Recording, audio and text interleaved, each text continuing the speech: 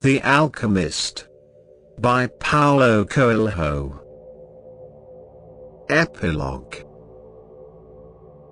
The boy reached the small, abandoned church just as night was falling. The sycamore was still there in the sacristy, and the stars could still be seen through the half-destroyed roof. He remembered the time he had been there with his sheep. It had been a peaceful night, a broken bar except for the dream. Now he was here not with his flock, but with a shovel. He sat looking at the sky for a long time. Then he took from his knapsack a bottle of wine, and drank some. He remembered the night in the desert when he had sat with the alchemist. As they looked at the stars and drank wine together, he thought of the many roads he had traveled, and of the strange way God had chosen to show him his treasure. If he hadn't believed in the significance of recurrent dreams, he would not have met the gypsy woman,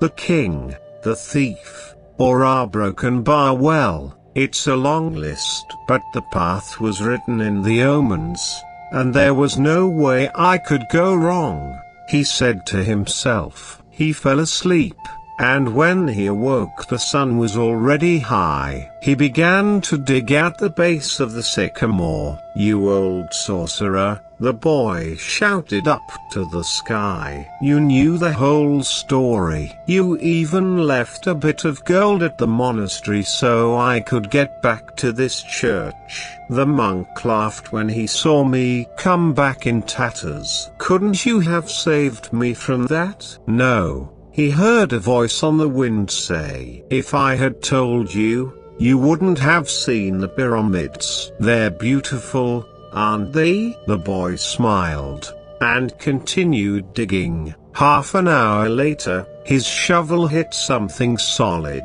An hour later, he had before him a chest of Spanish gold coins. There were also precious stones, gold masks adorned with red and white feathers, and stone statues embedded with jewels. The spoils of a conquest that the country had long ago forgotten, and that some conquistador had failed to tell his children about. The boy took out Urim and Thummim from his bag. He had used the two stones only once, one morning when he was at a marketplace. His life and his path had always provided him with enough omens. He placed Urim and Thummim in the chest. They were also a part of his new treasure, because they were a reminder of the old king, whom he would never see again. It's true, life really is generous to those who pursue their personal legend,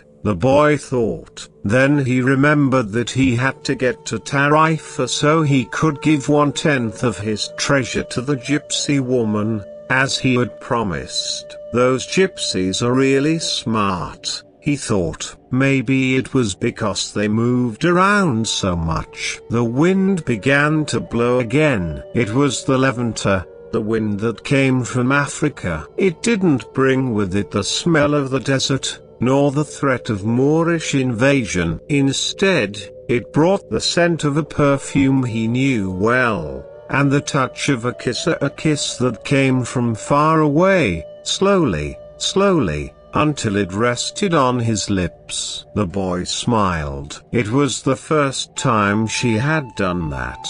"I'm coming, Fatima," he said.